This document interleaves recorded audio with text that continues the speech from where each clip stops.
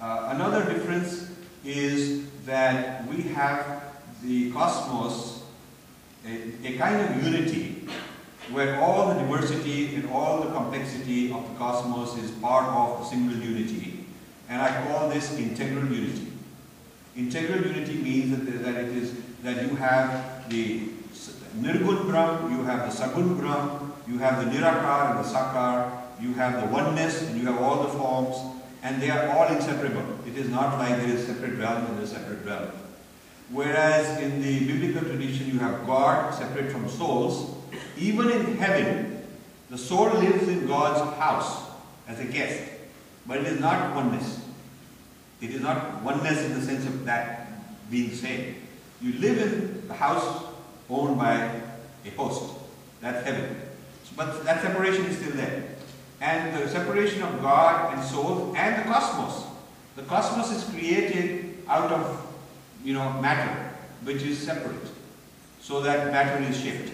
And this Adi Shankar talks a lot about this. Is it what is the effect? What is the cause of the universe, and what is the material cause? And so on. So this idea is very much based on that thinking, that our sense of unity is what I call an integral unity. So nothing is left out, and all the diversity and multiplicity, and what the young kid asked. Difference, all that difference is part of the unity. It's inseparable from it. Even Buddhists who don't believe in Brahman have this sense of integral unity, that nothing is separate from this integral unity. Now in the Western tradition, within Christianity there is an absence of integral unity, and then within the Greek heritage, which is the second heritage of the West, the Aristotelian logic creates a kind of what I call synthetic unity, which means that parts exist and they have been brought together. Synthetic unity is like a car. The wheel already exists by itself before the car, and the tire and the battery exists, the paint exists, and all the different parts exist and made in separate factories, and then they're assembled together. So if different components, different elements, like the speaker here, like a particular animal, like a particular whatever, if these things have separate existence, then we have to figure out how they all fit together. That is a synthetic unity. Because that synthetic unity is on the premise that the separateness of things is real, and now we have to figure out how they work together. In an integral unity, the starting point is not that there are separate things that exist. The starting point is that there is a oneness, and then how the oneness produces and becomes manifest as multiplicity.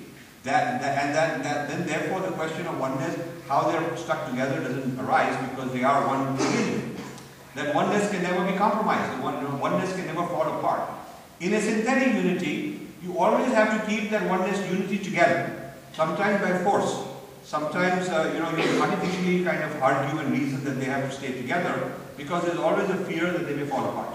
That because it's a construction, the unifying what unites all the parts of a car into a car is sort of an effort that somebody has made, and they may fall apart. So, whereas in the integral unity there is no such risk that things will fall apart, because the underlying unity is the ultimate reality anyway. So, this dichotomy, the huge difference between the philosophies based on integral unity and the philosophies based on synthetic unity is brought out in this book, in chapter 3. It's a large chapter. And I also show that there is another synthesis in the West. There are 5 events in Western history that I mentioned, 5 different major milestones in Western history, when the synthetic unity keeps getting more synthesized, more things get added.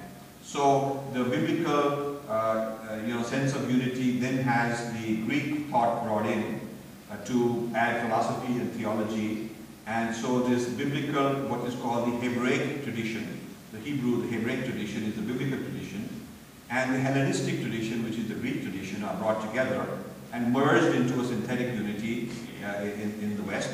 And then when they discover colonies, when they discover Native Americans, when they discover civilizations in Africa, various elements from these places get digested and assimilated and appropriated here and there and made part of the West. And I show how that is also a synthetic unity, because these are outside things that are sort of brought in. And then I go on to show 5 major milestones of where the West, how the West has been put together as a kind of an artificial construct, because there is no underlying unified West, which is an eternal construct. This is the second big. The third major difference pointed out is that Indians have a greater comfort with what Westerners would call chaos. Westerners would call chaos. I noticed this for the first time when I was in the corporate world having meetings with Indians and Westerners. We would have project meeting, and Indians are always, when you're talking to each other, simultaneously. So 1 is talking to 2, 3 is talking to 4, 5 is listening to 3 and talking to 6. And a lot of this conversation going on. And everybody relaxed, going on. And the Westerners very uncomfortable, sort of sitting there quiet, not saying too much. And then when the meeting would be over, all the Indians would go away, because they've sort of filtered out all the parallel processing going on. They filtered out and figured out, okay, this is what I'm supposed to do. And then I would almost always have 1 or 2 Westerners come to me and say, Rajiv, I don't know what happened. I have no clue what they're saying, and so on. So I then realized that they need linear thinking, a linear 1, 2, 3 flowchart, this plan, like that, one thing at a time. So I started having free brainstorms where all the Indians could sort of do all their thing, freely talk, everybody talk at the same time. And then I'd say, okay, now we stop. And for the benefit of those who want it in a very systematic way, we come up with a linear program and plan. And that way everybody is happy. So I started doing this in my life, And then I came across a book by Andrew Rotter, a historian in the US, one of the universities. He wrote a book on Americans' attitudes towards India. And he did some research during the Cold War. And he found that US leaders, from president and head of CIA, head of the FBI, State Department, all these kind of people, their secret correspondence when they were talking about, is India a friend or foe? Are they in the Soviet camp? And do we go with Pakistan or not? And all the secret conversation going on during the Nehru era, it became sort of, he got these things declassified, and then he wrote a book. And he showed that one of the very big concerns the American senior thinkers had, the discomfort with India, was the Indians were very unchaotic. We were very chaotic, very unpredictable. And some of them gave arguments like, if they believe in 300 million gods, then they don't have a sense of truth. Then one day they will say, this is my truth, one day they will say, that is my truth. They don't have a canon, one group set of laws, because they have too many. And therefore they would make an unreliable ally, because they have moral relativism. They don't have moral determinism. They do not know what is true in a consistent way. This kind of an attitude. And then I argued, and then I show in this book, that dharma is very contextual. And this very complex dharma, that it is very context sensitive. Like in the Mahabharata, in a certain situation you would do something, which in another situation you would not do. And Manu also in Manu Smriti says that the dharma of a certain community in a certain circumstance would be different from another community in another circumstance. And your individual dharma, your swadharma, may require you to do some action which somebody else's swadharma would not. So this very contextual dharma, as opposed to what the Westerners call normative dharma, like 10 commandments, thou shalt not kill. Now Manu would not say thou shalt not kill, because it's too generic. Thou shalt not kill in war. Well, of course they kill in war. Thou shalt not kill animals, but they are non-vegetarians. So when you say thou shalt not kill whom? So thou shalt not kill, you don't have a death penalty, but they have a death penalty.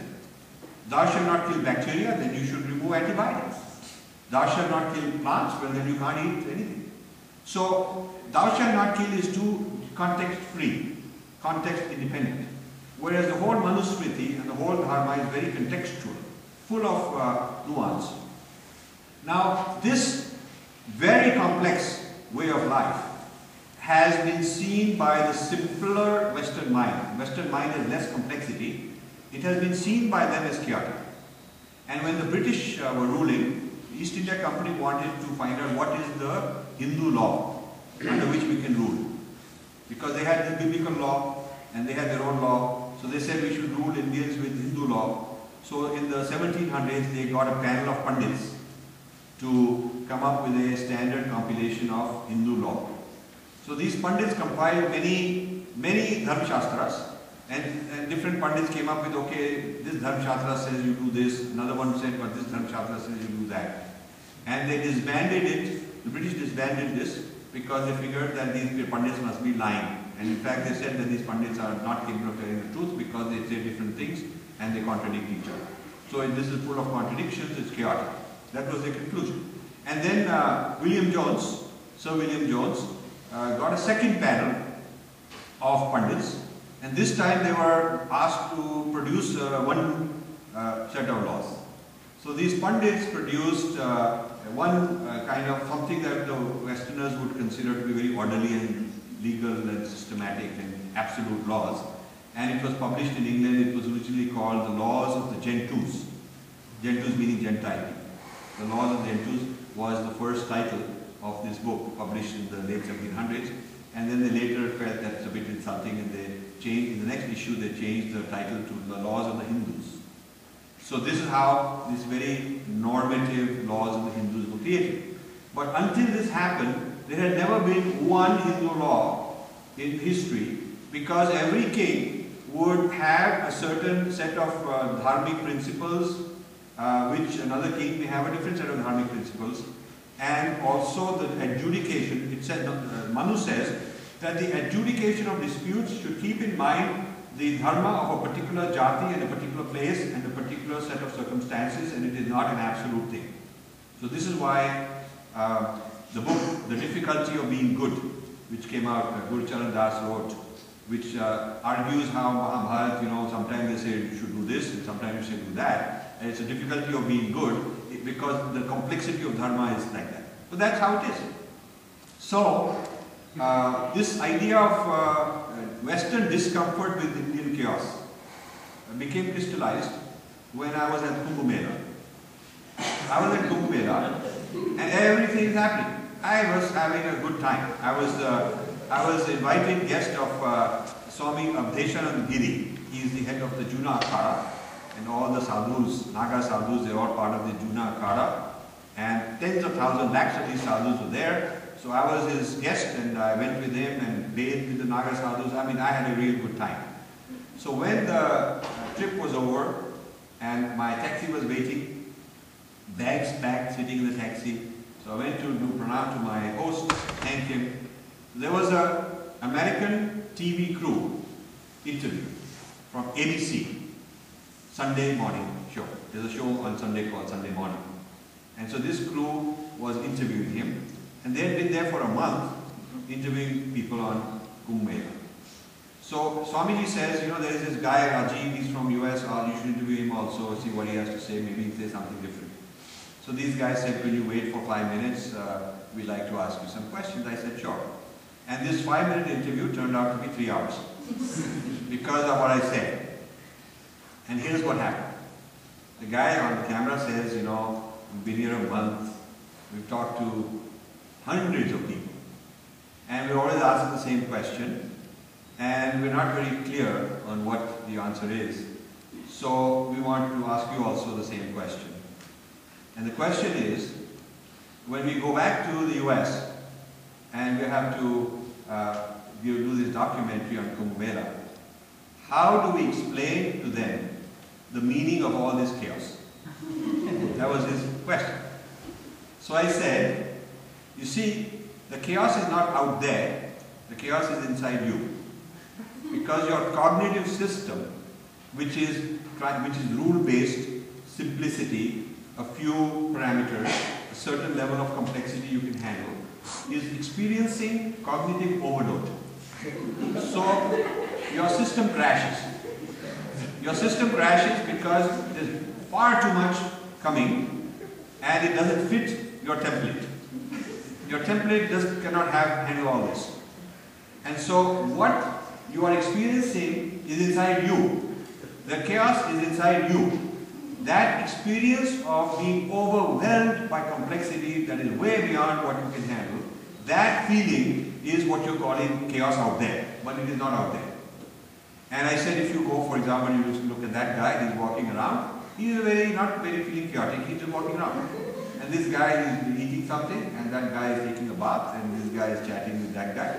Each of them is quite fine with what is happening. But there is, see, the thing is that in Kumbh Mela, I told this guy, I said, there is no event manager.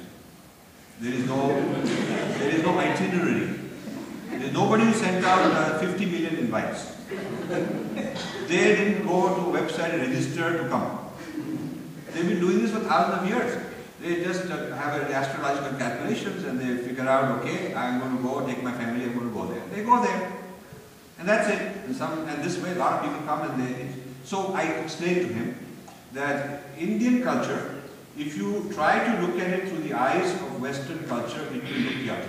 It will. And of course, many Indians are very embarrassed of it. So he told me, he said, this is very interesting insight you've given me, because most people I talked to were apologetic. They were saying that, you know, we are primitive, we're still old, we're still old-fashioned, we're poor, maybe we'll add more rules next time in 10 years, maybe we'll do it better, we're not so chaotic and so on. So I said that actually, they are self-organized. We should use the word, introduce the word in your vocabulary, that certain systems are centrally organized. Central nodal point from where the rules are made, where the directions are given, it is centrally organized. And then there is an alternative system which is self-organized. In India, there is something called, in the economy, they have a word called the organized sector. And then the word used to be, for those who are not in the organized sector, the word used to be disorganized sector.